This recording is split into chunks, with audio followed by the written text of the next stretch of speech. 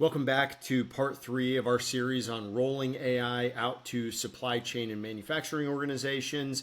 Part 1, we covered the basics of what is AI, what is machine learning, what are large language models, why are they important, and what is the context for how they're changing the world, air quotes, which they are. Part 2, we covered the specifics for different applications of AI in manufacturing, warehousing, transportation, and then your everyday life. How can you actually use this in your workplace to be more productive and more effective at your role, and a bunch of different ways that you could do that on even a day-to-day basis.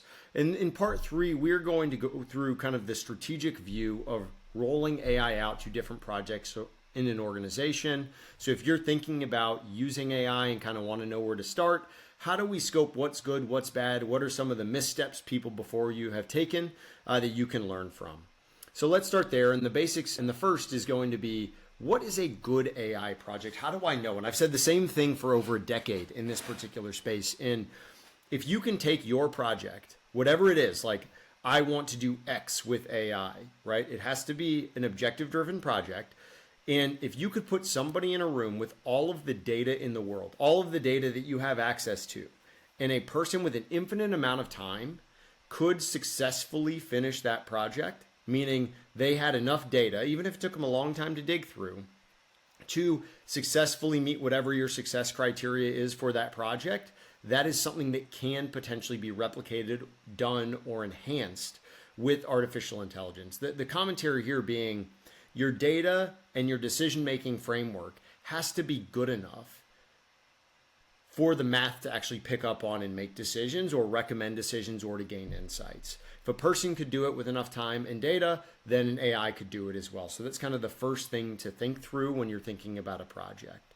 So the second thing to think about is, with the data that we have access to, is that data of a high enough quality? And I hear organizations say all the time, well, we need to get our data in line and we need a data like. You probably don't need all of those things out of the gate, but in order to achieve what you need with your project, you need to understand if there is an operational flow to that data that helps people make decisions. So if a person looking at that data can understand how to make decisions effectively, step one, you're in a good spot, and that data is generally something that can be leveraged. But the second thing is, are there any biases in that data that need to be considered? So 2 missteps along the way. So Amazon, this is a common case study. They said, we're Amazon. We get a lot of people that apply to our business. It'd be really cool if we had a system that could read all our resumes and then recommend which ones we would hire or not. So we have a short list to basically pick from that's algorithmically been decided upon. In theory, works really well. If you have thousands of applicants, it narrows it down to the 30 that are most likely Amazon fits. The downside is what Amazon learned is that there was a hiring bias to where they were hiring people of certain genders, ethnicities, otherwise, that are certainly not in the corporate code of what they wanted to be doing. And so they discovered this because a model was able to replicate the behavior based on the past data that it learned from.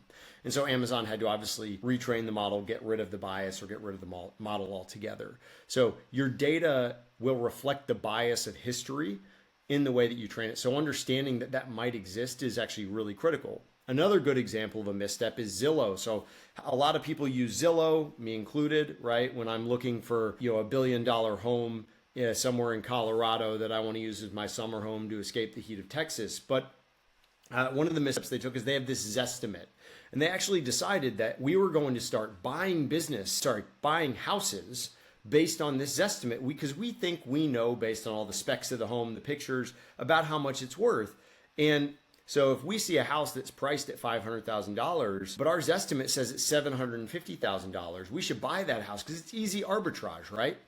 Well, it's easy arbitrage if your model is accurate and the data that you're using is correct. And so what they found is that the Zestimate they were creating wasn't always accurate. They were buying homes potentially at price, or they were buying them at a far greater price than they would have sold for. They ended up losing a huge amount of money. There's a case study of this. So understand, if you're kicking off a project, what data you have, and is there risk in executing optimization, decision-making, whatever it is, on top of this data in the scenario that we're wrong. So you have to be very robust in how you test these things. When you're rolling out AI or any AI project, I'll use the expression, software is easy, people are hard. it is generally not going to be the technology that is your biggest stumbling block. It is going to be the change management. You hear the discourse on AI today, which is it's going to take people's jobs. What am I going to do? How am I going to use this? I already like what I do.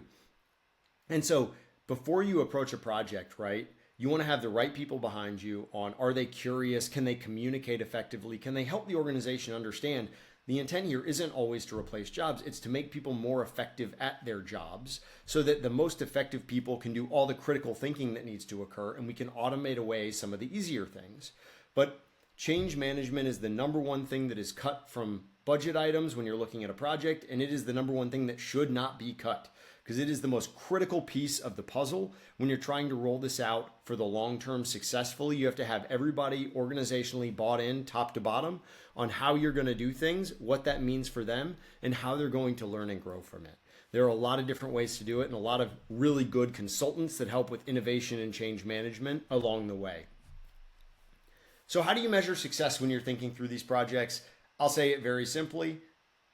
I said this in part one, which is if you replace AI with math, and it sounds stupid, it is. So if you say, well, how do I measure success on an AI project? Well, how do you measure success on a math project? The exact same way you measure success on any project, which is what are the actual value drivers to the business? In supply chain and manufacturing and warehousing, it's cost savings, efficiency gains, time saved, risk reduction. Those are the same ways that you will look at success, look at it through that lens, look at it as project success or failure. AI, mathematics, is a tool to get you there. So as you come in, understand what your current KPIs are, what you'd like to hit, how you're going to achieve that. If it is feasible, get in, prototype, do it very quickly, but the outcome of that project has to be numbers based or based in some form of saving, simplicity gained, value gain for the business. I want to walk you through a simple example of what this looks like. This is going to be a really simple example of how optimization mathematics can actually do this for you and how to think through a project.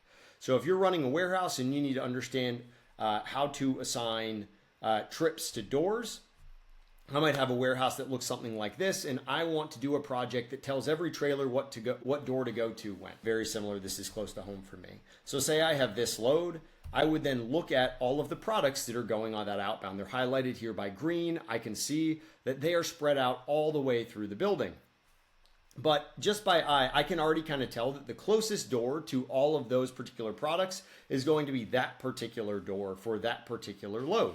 And this is something one-on-one, like you can see there's math that can do a distance minimization very easily and say, I would recommend using door 4 right above zone 2 for this particular load because of how close it is to all of the products. You're going to minimize overall travel, which means you're going to have more productive time inside of that facility.